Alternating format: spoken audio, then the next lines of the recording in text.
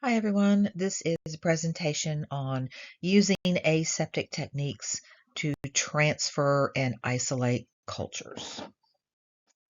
So a bacterial culture is a method of multiplying bacteria by letting them reproduce in a predetermined culture media under controlled laboratory conditions. Basically, this is what we do when you are in the lab. So there's techniques that we perform as microbiologists to locate, grow, observe, and characterize our microorganisms. So we start with getting a collection. So we get a specimen collection that might be blood or urine. It might be sputum. We may use a syringe or a swab or some other type of device. And then we're going to transport that in a controlled container so that we don't contaminate it any further than it already is. So then we have what are called the 5 I's. How to sample is processed and profiled. First, we have inoculation.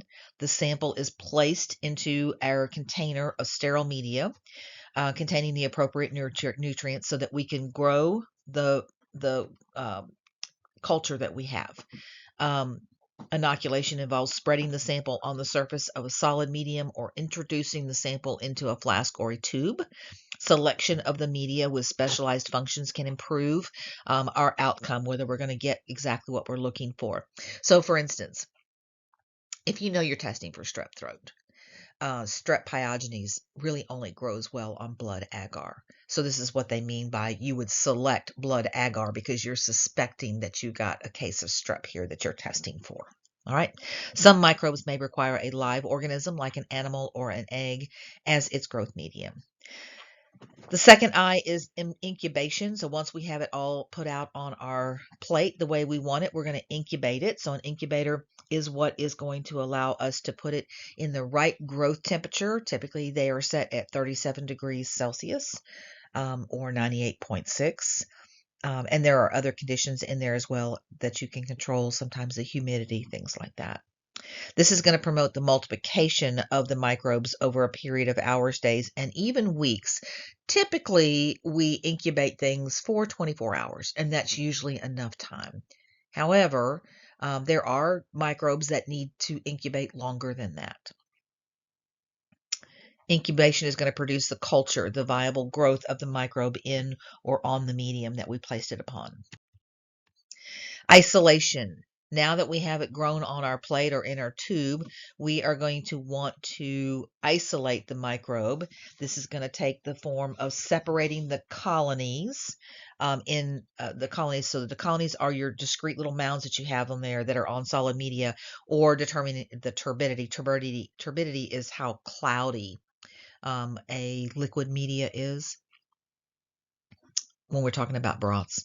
So further isolation by subculturing involves taking a little bit of the growth from the isolated colony and incubating it on a separate medium. And this is one way to make a pure culture that contains only the single specimen. When you make that original culture that you got from your sample, it could have lots of different bacteria growing on there. And so you, as the microbiologist, are going to have to determine which of those specimens that are growing on there that you want. Right. So this is where your knowledge of what these different colonies look like would come into play. Our fourth step is inspection. The colonies or broth culture are observed macroscopically for growth characteristics like color and texture and size that could be useful in analyzing the specimen's contents. The slides are made to assess microscopic details such as the cell shape, the size, and the motility. Staining techniques may be used to gather specific information on the microscopic morphology or the shape of it. And then finally, the last I in our series is identification. The major purpose of the 5 I's is to determine what microbe we have, usually down to the level of species. That information is used in identification. It can be relevant. In identification can include relevant data already taken during the initial inspection and additional tests that you might choose to conduct throughout that whole process. Specialized tests include biochemical tests that we'll be doing later this semester to determine the metabolic activity specific to a specific microbe, immunological tests, as well as genetic analysis. Culture media is a solution that contains the nutrients for bacteria to grow. So if we want bacteria to grow, we have to give them their food supply. And that's essentially what we're going to find in these different media that we're going to use. A broth is a liquid media, a semi-solid or a solid medium is a broth that has been supplemented with agar. Agar is made from seaweed and it is a solidifying agent. And what you end up with is a product that is similar to Jello. In fact, you make it like Jello. You make it the exact same way, except for you make it under sterile conditions, and then you put it into an autoclave and make sure that it's nice and sterile. But it's the same idea. You've got a powder that you're going to add liquid to, and you're going to stir it all up, and then you're going to sterilize it. So in our pictures, we have broth, which is easy to understand, and then we have semi-solid agars. So they have some solidity to them, but they're jiggly and wiggly still. And then we have solid agar plates, petri dishes, as we call them. There's lots of different ways that we can plate this up. We can have what's called a slant. So a slant is when we take the test tube and we pour the media in, and the media is still liquid at this point, and we put it at an angle on a special device on an angle that makes it a slant. That slant area gives you more room to grow your microbes. A deep is exactly what it sounds like. We keep them straight up and down, and we pour it in and we allow it to solidify. And then an agar plate is a petri dish, what we commonly think of when we think of plating up things. The instruments that we use to transfer things, an inoculating or transfer loop has a little circle at the end, and that's what we're going to pick up the microbes with and transfer them to where we want to put them. We can also use an inoculating or transfer needle, and that looks exactly like it would sound, a needle. And then we have pipettes, different types of pipettes. We have glass pipettes and we have plastic pipettes, all kinds of pipettes. How do we sterilize these things? So obviously the plastic things we can't sterilize. We're assuming that those are sterile when they come out of the box. We never reuse those, by the way. Those are one-time use type things. But our loops and our needles, these are reusable. So we're going to carefully insert the loop or the needle at least halfway into the sterilizing equipment to avoid aerosolizing any residual contaminants. We're going to take care not to scrape the element walls, as this may reduce the efficiency of our heating unit. The loop or needle will be sterilized for 5 to 7 seconds.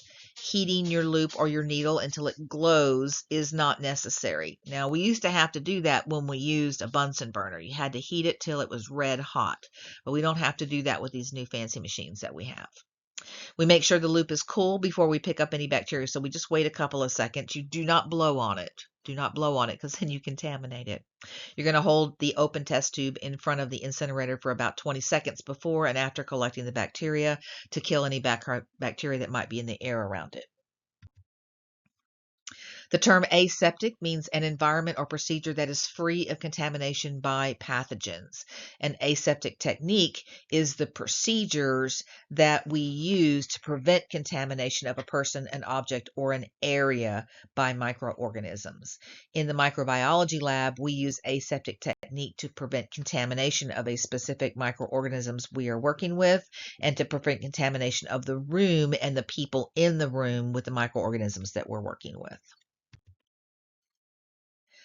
The procedures in aseptic technique include sterilization of the media before preparation. So that's what I was talking about. When you're making the media, it's like making Jello.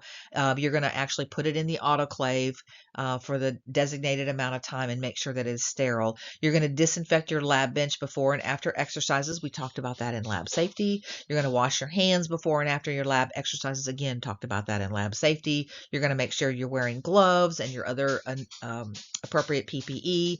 You're going to use heat to sterilize the inoculating loops, the needles, the tube media openings before and after any transfer procedures. And you're going to minimize exposure of culture media to air by keeping the lids on your petri dishes and tubes. So this is a really common problem when you're in the lab. You do something and then you walk away and you realize, oh my gosh, I left my petri dish without the cap on it, right? So you want to be very cognizant all the time of the idea that there are microbes in the air and fungi in the air and all kinds of stuff in the air that you do not want on your plate. So you open the plate or the tube, only for the amount of time you need to inoculate it, and then you close it back up. Some common causes of contamination include laying your loops or needles on the counter after sterilization and then using them, sitting the tops of Petri dishes and tubes on the lab bench, touching the inside of the cap, the top of the tube, the surface of the agar with your hands, even with gloves, leaving the tube media or agar plates open to the air for extended periods of time, what I was just talking about in the previous slide, and forgetting to sterilize loops, needles, and openings to your tube media. So there's a good technique and a bad technique showing you how to inoculate your plates. You basically open it up with one hand, you inoculate with the other hand. Bad technique would be flipping that over and putting that on the bench. Two things, you could pick up all kinds of microbes that are out on the bench, and you could put microbes onto the bench. When we are isolating, we use something called a quadrant streak method. There's a couple of different ways to do this. We'll talk about method 1 here. This is a dilution method, and what we're wanting to do is spread the colony or a loop full of bacteria across a plate so that we can see individual colonies. So when you first get it out on the loop, you have so much of it that if you just tried to look at it on a slide, it would just be a big blur. So we've got to space our microbes all out. So we're going to sterilize our loop. Well, first, what we're going to do is we're going to take our plate, and on the back side of the plate, the agar side of the plate, we're going to draw with a wax pencil a plus sign and make 4 quadrants. That'll make it a little easier to be able to see what we're doing. So you see that's already been done there, even though they don't tell you that in the instructions. So then we're going to sterilize our loop between each quadrant.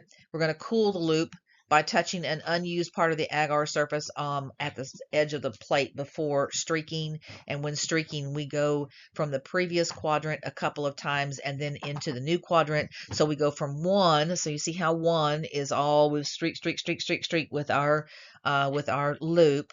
And then we are going to sterilize our loop. And then we're going to turn the plate. And we're going to start streaking. We're not putting anything else on our loop. We're going to start streaking again, and we're going to pick up a little bit of the bacteria from the first streak and pull it out into the second. And then we're going to sterilize our loop again. And then we're going to do number 3 and number 4. So hopefully what you've done is you've pulled out the bacteria so that you can actually see individual colonies. You never want to enter quadrant run again without after streaking the second quadrant. So you never go back and go, oh, let me redo that because maybe I didn't get that good enough. Okay, you want to just keep moving.